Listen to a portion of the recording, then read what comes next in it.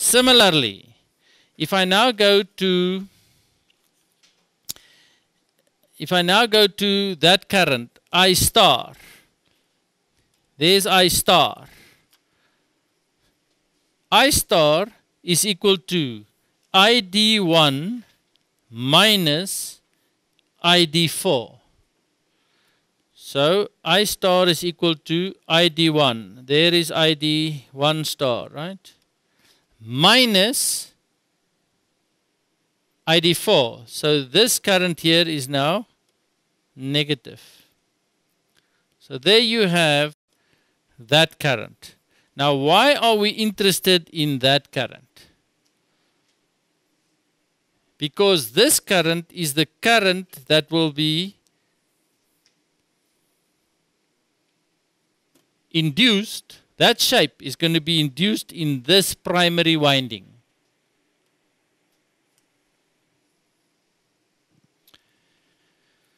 Similarly, we now have to determine how does the current look in the delta winding on that same phase, because that current is also going to be induced into this winding. And the two of them together is going to give us the delta winding current. Phase shifted with 120, we're going to have that one. If we then subtract this one from that one, we're going to have this one. So we are on our way to that one. That's where we're going. Where are we now? We have that current. So let's look at ID4 delta. ID4 delta. Oh, sorry, what did I say ID4? ID1 delta and ID4 delta. Let's look at these two currents here. When do they flow? They flow when this point here is the most positive or the most negative. So where is VA dash the most positive? It's from there to there. So there we'll have D1. And most negative will be from here to there. There we'll have D4. So from there to there, D4. From there to there. Is there something wrong here? Where am I? There am I, D4. From there to there. Sorry, it's not. So there we have those two. Now, I want to get to I delta. Similar to I star, it was ID1 minus ID4. So there is ID1 minus ID4 will give me this negative current there. Any questions up to now? Thank you. Now the next wave shape takes some faith. I'm just teasing you now.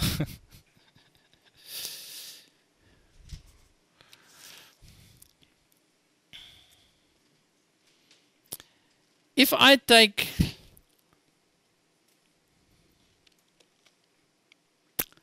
two quasi-square waves. Now this is a quasi-square wave. If I take two quasi-square waves, of which that are 120 degrees phase shifted with respect to each other.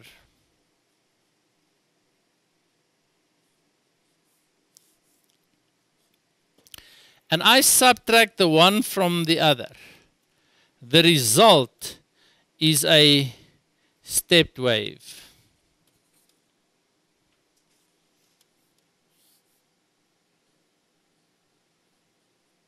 That's easy to prove. Now, since we know this, we said, well then, if I subtract two stepped waves, which are 120 degrees phase shifted from each other, if I subtract this one from that one, the result will be a quasi-square.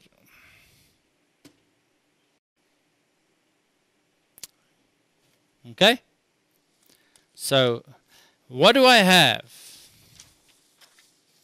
I see it's now very quiet in this class. What do I have here?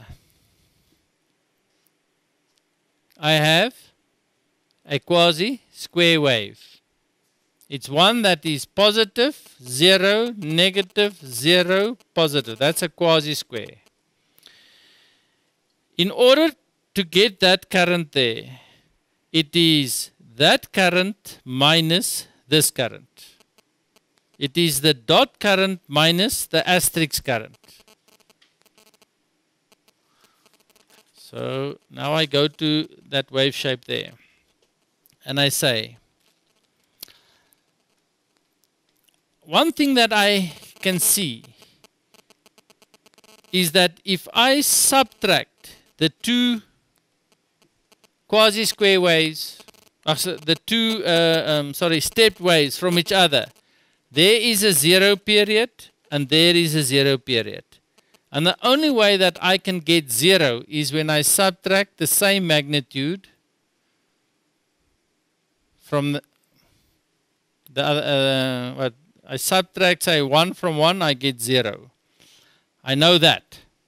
The other thing that I know is that if I subtract these two from each other, then in the non-zero periods, then the answer must be IL.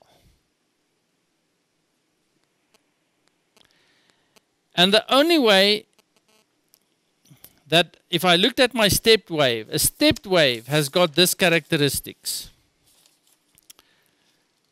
If this value is 1, then that value is 2. 1, minus 1, minus 2, minus 1, 1.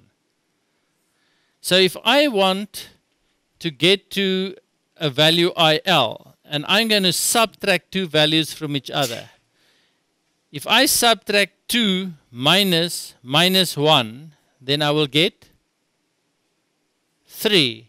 If I subtract 1 minus 2, I will get minus 2, I will get 3. So the levels here, that level must be IL over 3 and that one must be 2IL over 3. In order for me to get 3IL over 3, which is IL.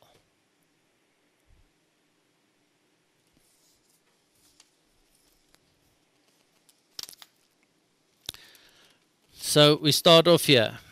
There is IL over 3 minus IL over 3 gives me 0. Then 2IL over 3 minus IL over 3 gives me IL.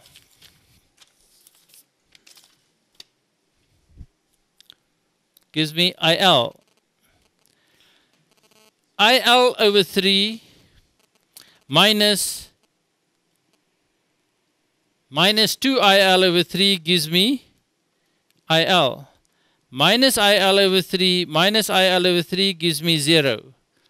Minus 2IL over 3 minus IL over 3 gives me IL. Minus IL over 3 minus 2IL over 3 gives me minus IL.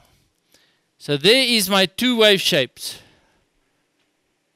And I only wanted one of them. Which one did I want? I wanted I dot. So now I've got I dot on the delta side, and I have where is it?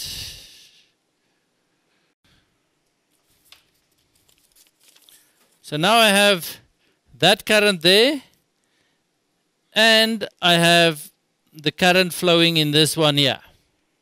So now all I have to do is take this current and see what is in that phase because of it, and then take this current and see what is it in that delta phase.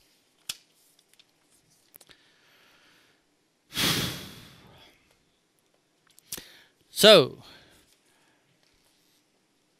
if I go and I say that I am making this voltage here, I'm going to make it the same magnitude as that one there. So this magnitude-wise, it's also V star.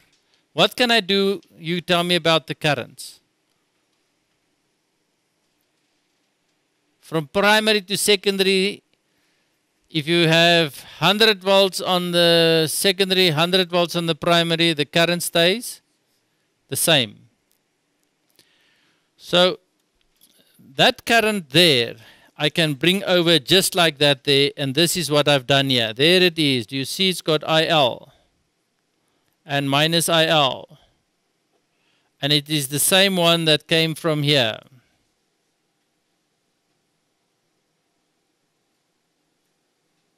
Do you see that? Now, where does this 1.155 IL and 0.577 IL come from?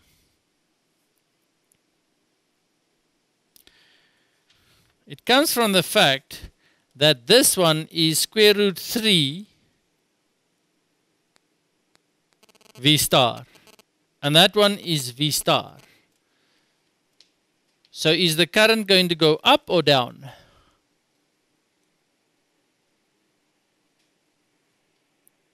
The primary current, if the secondary voltage, the primary voltage is lower than the secondary voltage, what will happen in the primary side? Current increase or decrease? It increases. So that 1.155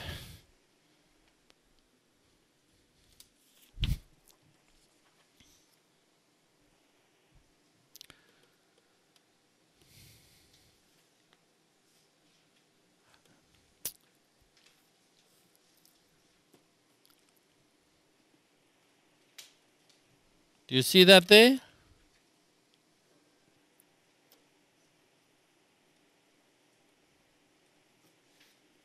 It's IL over 3 will give us square root 3 IL over 3, which will give us 0.577 IL. Do you see that there? Where is that voltage? Sorry, that current? There is it. 0.577 IL.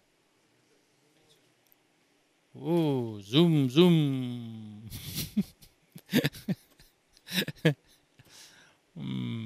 Where am I?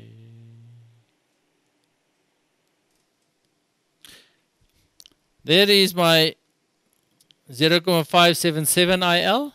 What did I do? I multiplied IL over 3 with the square root of 3, because that was the ratio between the primary and the secondary. This one is 2 times IL over 3, so it's 2 times 0.577, that is 1.155 IL. And there we have the current in the primary due to the delta. There it is. And the current in the primary due to the star. From the star, from the delta. And now all you have to do is add the two together. So where is that page of mine?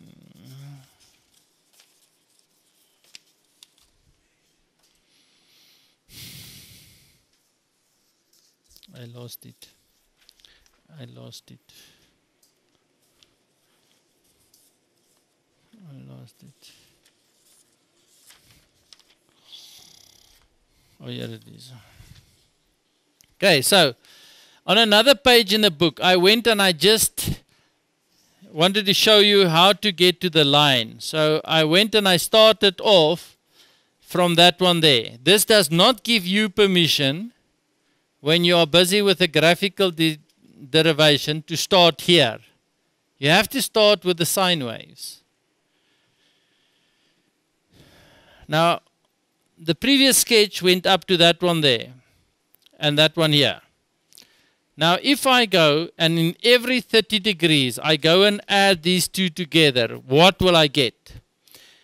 0,577 plus 0 gives me 0,577. This one is IL.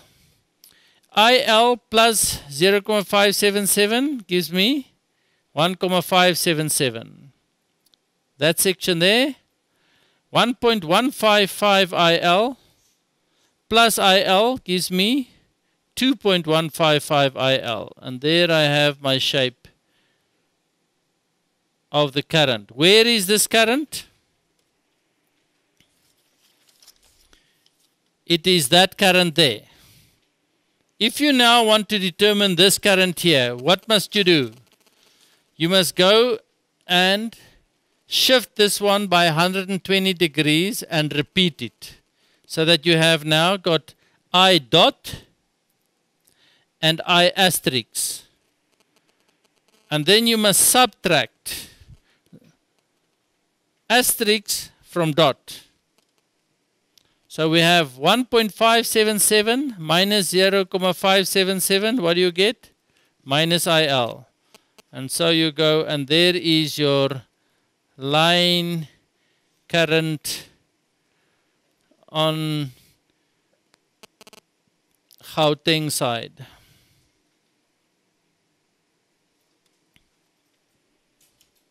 Okay, can we take a 5-minute break?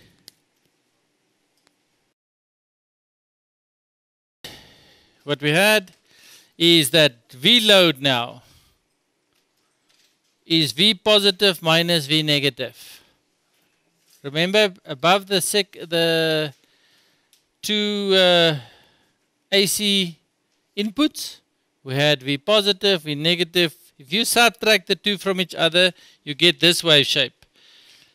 What's important is how many pulses? 1, 2, 3, 4, 5, 6, 7, 8, 9, 10, 11, 12. There you have your 12 pulse. And you can see it varies from 3.232 Vmax up to 3.346 Vmax.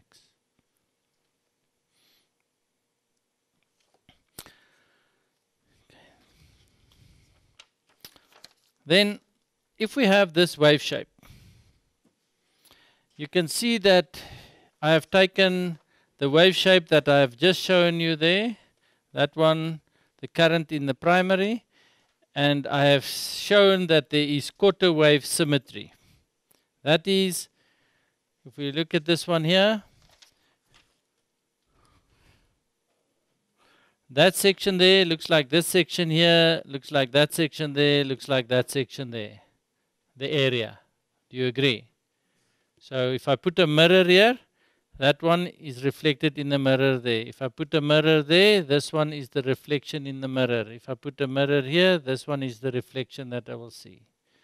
So there's quarter wave symmetry. So when I want to determine the RMS value, I now, of this current, I now only have to go and use those values there, because of the quarter wave symmetry. Now when I look at it, I see that there are 3 equal periods.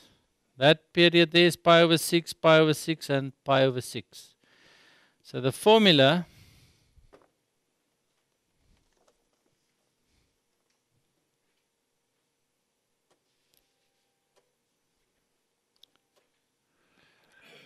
our formula is that it is the current in the sections, or in the first period squared, plus the current in the second section squared, or period, and the current in the third period squared, divided by 3, and the square root of all of that.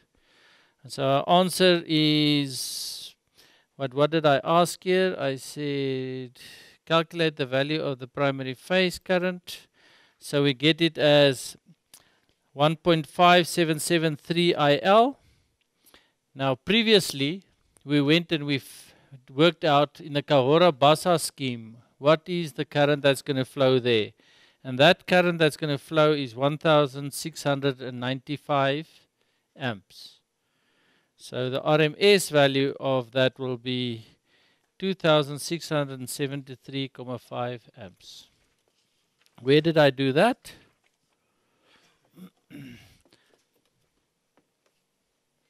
There I said the power capacity of the bipolar high voltage DC link is 1800 megawatt. Calculate the current that will be flowing in the positive conductor if the magnitude of the voltage per pole is 931 kilovolts. So we had 1800, you have 2 poles, so the current flowing in the positive is equal to the current flowing in the negative.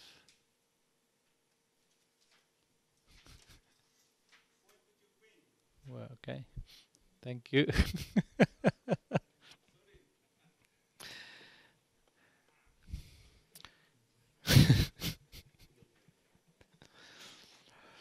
Okay, so we have 1800 watts, 2 times the pole voltage, that gives us that current there.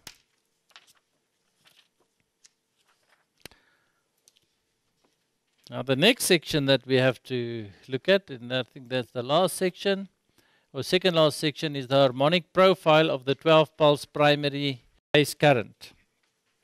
Once more, we have this quarter wave symmetry. If there's quarter wave symmetry, it means there are no even harmonics, so you don't have to calculate the even harmonics, and there's no DC term. Inspection of the wave also reveals there are no cosine terms. How can you say that? Well, a cosine waveform will start there and go in this direction. A sine wave starts here and goes from 0 to maximum at pi over 2.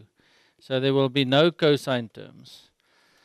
Since we've got quarter wave symmetry and we are applying Fourier, Bn odd is 4 divided by pi. Now, why do we have the 4 there? The reason that we have the 4 there is that we are only looking at a quarter of the wave. And we are only going to integrate from 0 up to pi over 2. That's why the limits are there from 0 to pi over 2. And it is I primary omega t sin n omega t d omega t. So now what you have to do is you have to go and break up from 0 to pi over 6, from pi over 6 to pi over 3, from pi over 3 to pi over 2. And then take that section of the waveform and the values and put for I primary, put them in those positions in front of the sin omega t. Integrate according to the rules of integration.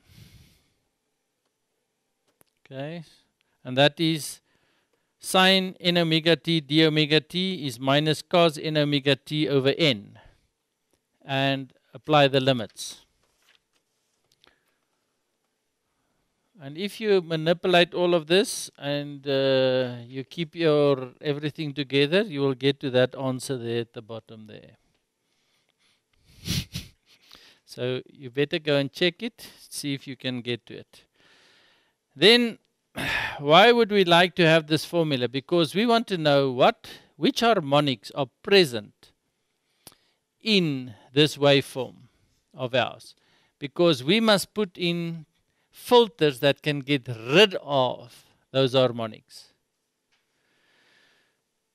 So the problem is sketch the harmonic profile of the primary phase current of a 12 pulse rectifier. Now the fundamental one in South Africa, that's 50 Hertz. It will be 2.205 times IL. If you have IL, then you must evaluate it. So if I said that the IL is 1695, then you must multiply it out and give me an answer in amps. The third harmonic is 0. The fifth harmonic is 0. The seventh, the ninth, the 11th, that is at 550 Hertz, is 0.2 times IL. At 650 Hertz, there's a 0.17 IL, and the rest of them are all 0 up to the 21st. Usually we don't go beyond the 21st. Then, looking at how you will sketch this harmonic profile, if you have the frequencies, then you should change this to Hertz. And you have to multiply all of these numbers with the fundamental. Say the fundamental is 50, then this will be 100 Hertz, that one will be 50, 150, etc., etc. That will be 550, this one will be 650 Hertz, etc. If IL was given you, say IL was given as 1000 amps, then you cannot have there as IL. You'll have amps there, and this will be 2400 amps, and that one will be 2200. Okay, have you got the idea? So if you've got IL, you must evaluate. It's just like if somebody is measuring a voltage and you ask him what's the voltage, and he says the line voltage. Or half the line voltage, you're going to get angry with him. You must say, is it 380?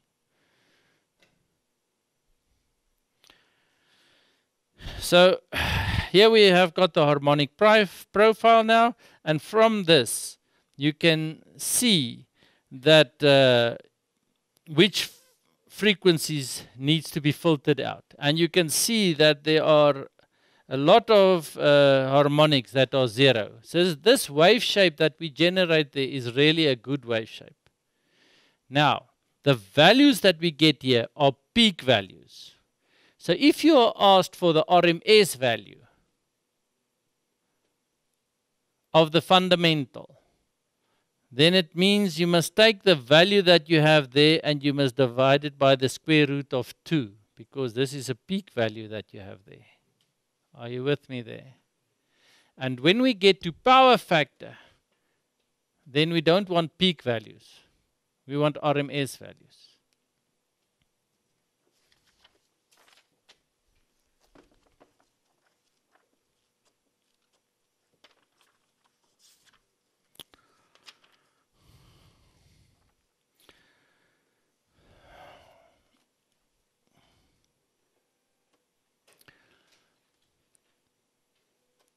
So, calculate the RMS value of the fundamental on the harmonic profile of figure 8.12. There I divide by square root of 2 and I get 1.56 IL. Calculate the total harmonic distortion of the primary phase current. Now, total harmonic distortion is equal to the square root of I RMS squared minus I1 RMS squared divided by I1 RMS. We've already worked out I RMS 10 minutes ago. So it was that 1.5774 IL squared. We have just worked out what is the fundamental, and we get that the total harmonic distortion is 15%. Calculate the input distortion factor. The distortion factor is I1 RMS over I RMS, so you can work out that it is 0.989. Calculate the power, calculate the power factor if the voltage can be assumed to be sinusoidal, and the power factor is the distortion factor times cos 0, and that is equal to 0.989. Now, where does this cos 0 come from? The cos 0 comes from the fact that the cos of your delay angle, if I look at the power factor is equal to the distortion factor times the cos of the delay angle. And because I said these are diodes, the delay angle is 0.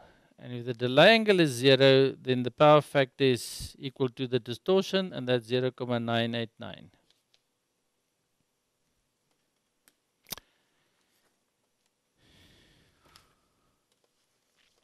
That's it for tonight. Any questions?